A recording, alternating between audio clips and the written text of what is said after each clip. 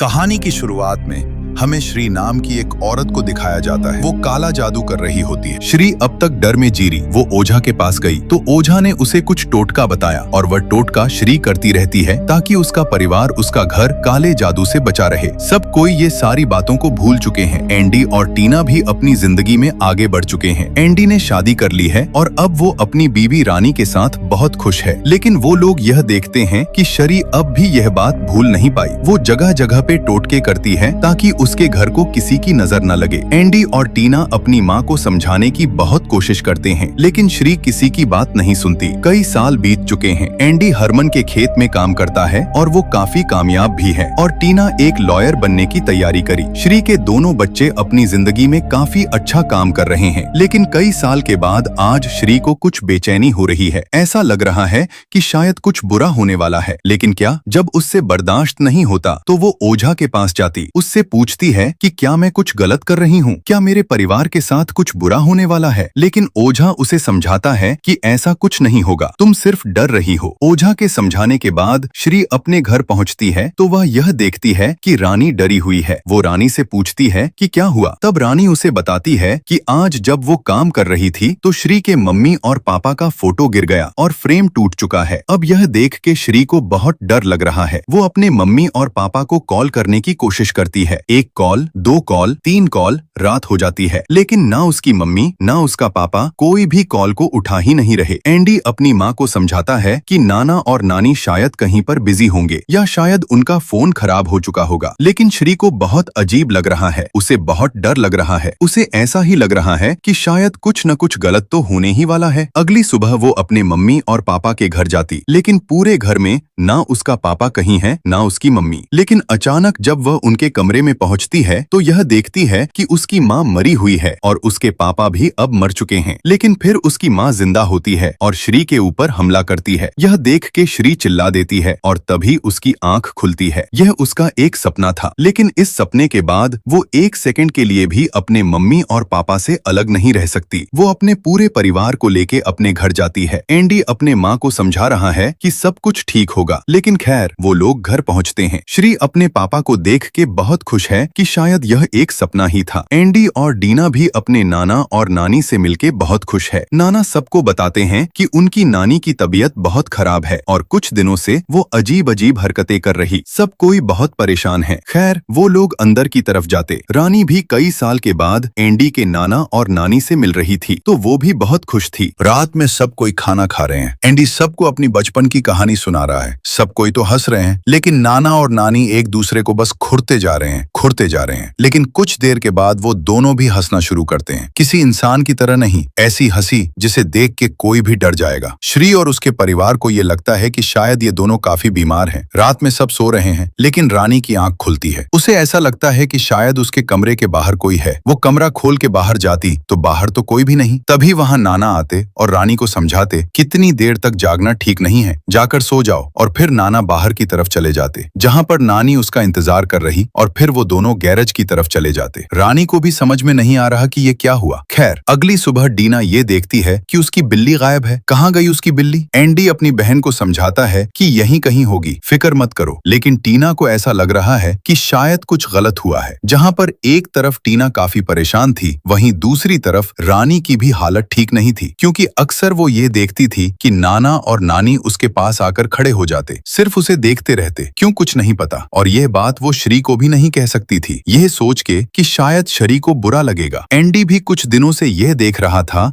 कि उसकी बीवी की हालत ठीक नहीं है, तो आज वह ये फैसला करता है कि वो अपनी बीवी को लेके बाहर जाएगा, अपना गांव दिखाएगा। एंडी रानी को लेके बाहर चला जाता है, उसे अपना पूरा गांव दिखाता है, लेकिन रानी अभी भी डरी हुई है। वो अपने पति से बात करती है, उससे पूछती है कि आखिरकार श्री इतना डरी क्यों रहती है, क्यों उसे लगता है कि उसके परिवार के ऊपर कोई काला जादू कर सकता है। तब एंडी अपनी बीवी को सारी सच्चाई सच्चाई बता देता है, श्री के बारे में, अपने पापा हरबन के बारे में, लला के बारे में और हूम के बारे में। रानी भी अपने पति की बात समझती है, लेकिन इससे पहले एंडी कुछ और कह पाता, उसे एक बार फिर से कई सालों के बाद हनुम की आवाज आती है, एंडी, एंडी तुम मुझे भूल गए हो क्या? मैं तुम्हें याद हूं ना? और अब तो एंडी डर जाता है। वो अपनी बीवी को लेके घर की तरफ जाता है और वहाँ दूसरी तरफ घर में डीना यह देखती है कि उसके नाना जंगल की तरफ कहीं जा रहे हैं। वो अपने नाना को रोकने के लिए उनके पीछे जाती है तो वो बेचारी यह देखती है कि उसके नाना किसी चीज को काट रहे हैं और उसके नाना के मुंह पे खून लगा है। डीना बहुत डर जाती, वो अपने घर की तरफ भागती, लेकिन इससे पहले वो अपनी माँ को कुछ बता पाती। अचानक पूरे घर से आवाज आती है और यह आवाज नानी की है कि पूरे चांद के दिन मरा हुआ जिंदा होगा, मरा हुआ जिंदा होगा। जैसे ही श्री और डीना किचन की तरफ जाते तो वो लोग यह देखते हैं कि नानी ने बिल्ली को मार दिया है। डीना बहुत रोती है, लेकिन श्री अपनी बेटी को समझाती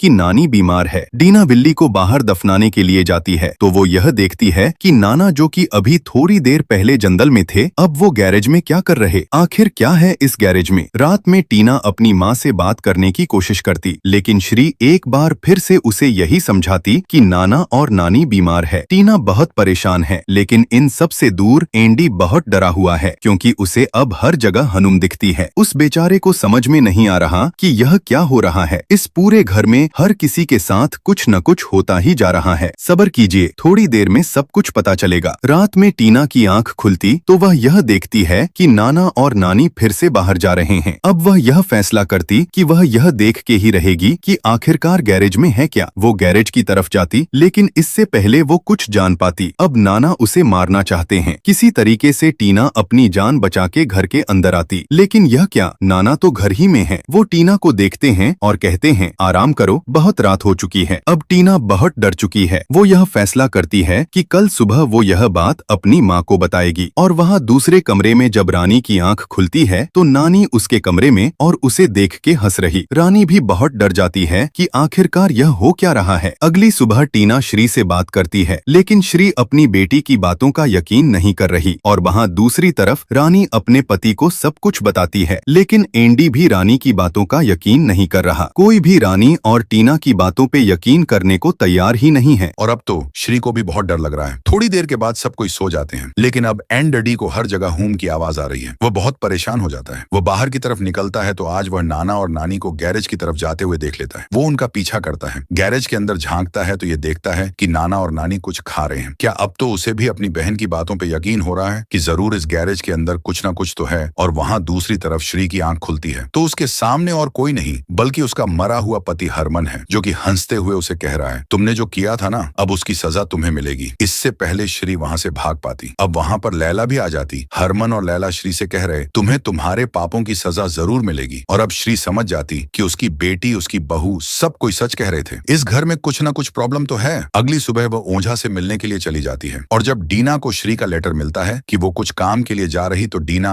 रानी और एंडरडी तीनों परेशान हो जाते हैं। तब एंडरडी डीना और रानी को यह बता देता है कि उसने कल रात क्या देखा। ये तीनों एक प्लान बनाते हैं कि वह लोग गैरेज में और नाना नानी के कमरे में जाके ये चेक करेंगे कि आखिरकार चल क्या रहा है, क्या है उस गैरेज में जिसे नाना और नानी दोनों छुपा रहे हैं। एंडी गैरेज की तरफ जाता है और टीना, नाना और नानी के कमरे की तरफ, रानी अकेली और वो डर रही है। जहां पर एक तरफ एंडी जब गैरेज की तरफ पहुंचता है तो वहां पर बहुत बदबू है और फिर उसे वहां पर 2 लाशें मिलती हैं अपने नाना और नानी की। और वहां दूसरी तरफ टीना के सामने फाइनली उसके नाना और नानी आते अपनी असली रूप में, यानी कि मुर्दा और एक साया टीना को बेहोश कर देता है। और तब रानी के कान में नानी की आवाज आती, रानी रानी कहाँ हो तुम, मेरे पास आओ। रानी डरते हुए नानी के पास जाती, लेकिन इससे पहले वो कुछ और समझ पाती। एक साया उसे भी बेहोश कर देता है। और वहां दूसरी तरफ गैरेज में जब अपने नाना और नानी की लाश देखने के बाद एंडरडी वहां से निकलने की कोशिश करता है तो फाइनली उसके सामने हूम आती है। हूम जो कि अभी तक जिंदा थी, वो बच चुकी थी। एंडरडी समझ जाता है कितने दिनों में उसके फैमिली के साथ जो कुछ भी हुआ वो हूम ही कर रही है। तब हनुम उसे बताती है कि तुम्हें क्या लगा था, मैं सब कुछ भूल जाऊंगी जो मेरी माँ के साथ हुआ। तुमने हम दोनों को मारने की कोशिश तो की और मेरी माँ मर गई, लेकिन मैं बच गई। तब से मैं एक मौके की तलाश में थी कि मैं तुमसे बदला लूं, अपनी जिंदगी जिंदगी गुजारने के लिए मैं एक हॉस्पिटल में काम करती थी और कई दिनों के बाद मैंने तुम्हें वहां देखा। अपनी बीवी रानी के साथ तुम दोनों बहुत खुश थे क्योंकि रानी माँ बनने वाली थी और तब मैंने यह फैसला किया कि मैं तुम्हें या तुम्हारे परिवार को खुश रहने नहीं दूंगी। मैं एक ओझा के पास गई, उससे मदद मांगा ताकि मैं भी काला जादू सीख सकूं और तुम्हें और तुम्हारे परिवार को बर्बाद कर सकूं, लेकिन वह ओझा माना नहीं। तब मैंने उस ओझा को मार के उसके दिल को खा लिया और फिर मैंने उस ओझा से मदद ली जिसने मेरी माँ को काला जादू करना सिखाया, यानी कि चारवा। जवा ने मुझे यह बताया कि शरी ने अपने घर में इतना टोटका किया है कि जब तक उसका परिवार उस घर में तब तक उसके परिवार को कुछ नहीं हो सकता। तब मैंने एक और प्लान बनाया। मैं तुम्हारे नाना और नानी के घर गई, उन दोनों को मार दिया और फिर उस घर से काला जादू करना शुरू किया। उनकी आत्माओं को भी अपने कब्जे में कर लिया, यानी कि इतने दिनों से एंडडी और उसका परिवार जिसके साथ थे वो और कोई नहीं बल्कि आत्मा थी जो कि हूम के लिए काम कर रही थी। और फिर हूम ने श्री को वह सपना दिखाया और फिर श्री और उसका परिवार भागते हुए यहाँ पर आ गए, अपने प्रोटेक्शन से दूर। जब तक वह अपने घर में थे तब तक सुरक्षित थे, लेकिन यहाँ पर उन्हें कोई नहीं बचा सकता। एंडडी चिल्लाता है कि तुम मुझसे चाहती क्या हो, लेकिन इससे पहले हनुम उसे कुछ बता पाती। एक साया एंडी को भी बेहोश कर देता है। इन सबसे अनजान जब श्री ओझा के पास पहुंचती है तो वो ओझा ये पता करने की कोशिश करता है कि आखिरकार श्री के साथ हो क्या रहा है, और तब हनुम का काला जादू ओझा को भी मार देता है। लेकिन मरने से पहले ओझा श्री को सब कुछ बता देता है कि यह सब एक चाल थी तुम्हें तुम्हारे घर से बाहर निकालने की, और ओझा यह भी जान जाता है कि हूम अभी भी जिंदा है और मरने से पहले ओझा श्री को उसे रुकने का तरीका बता देता है। लेकिन क्या श्री ऐसा कर पाएगी, आइए जानते हैं। और वहां दूसरी तरफ हनुम और चार को शरी के पूरे परिवार को कैद कर चुका है। एंटी उनसे पूछता है कि तुम चाहती क्या हो। तब हनुम उसे बताती है कि मैं अपनी माँ को लल्ला को जिंदा करना चाहती हूँ, लेकिन यह काम ऐसे नहीं होगा, इसके लिए मुझे कुर्बानी देनी पड़ेगी और मैं तुम्हारे बच्चे की कुर्बानी दूंगी। एंडी हूम को रोकने की बहुत कोशिश करता है, लेकिन हूम अपने मकसद में कामयाब हो जाती है और आखिरकार नर्क का दरवाजा खुलता है और लल्ला जिंदा हो जाती है। जारपो एंडी के पास जाता है और उसे बताता है कि तुम्हें पता है तुम्हारे पापा को अपने बस में करने के लिए श्री ने काला जादू किया था, तो उसने शैतान से यह वादा किया था कि वो अपने फैमिली में से किसी एक की कुर्बानी देगी, लेकिन जब वक्त आया तो श्री पलट गई। तो इसलिए अब शैतान हूम का साथ दे रहा है ताकि हूम तुम्हें और तुम्हारी फैमिली को मार सके। अब हूम, लैला और चारपो सबको मारना चाहते थे, लेकिन अब श्री वहां पहुंच चुकी थी। वो पहले अपने बेटा और बेटी को आजाद करती है और अब श्री जानती थी कि उसे क्या करना है। इस जादू को, इस चाल को खत्म करने के लिए अब श्री को भी मरना पड़ेगा, लेकिन श्री अकेली नहीं मरती, वो अपने साथ साथ लल्ला को भी मार देती। इससे पहले चारों उन्हें रोक पाता। डीना ओझा का दिया हुआ पत्थर चारवो को मार देती और चारवो भी मर जाता है और अब बची हूम। तो अब एंडडी अपने बच्चे का, अपनी माँ का बदला हूम से लेता है। उसे मार के सब कुछ खत्म हो चुका है और आखिरकार टीना रानी और एंडडी बच जाते हैं। वो ये फैसला करते हैं कि वो इस घर को छोड़ के चले जाएंगे और वो लोग ऐसा ही करते हैं और यहाँ पर होती है ये कहानी खत्म। आप लोग भी कमेंट में जरूर बताइएगा कि आपको ये कहानी कैसी लगी।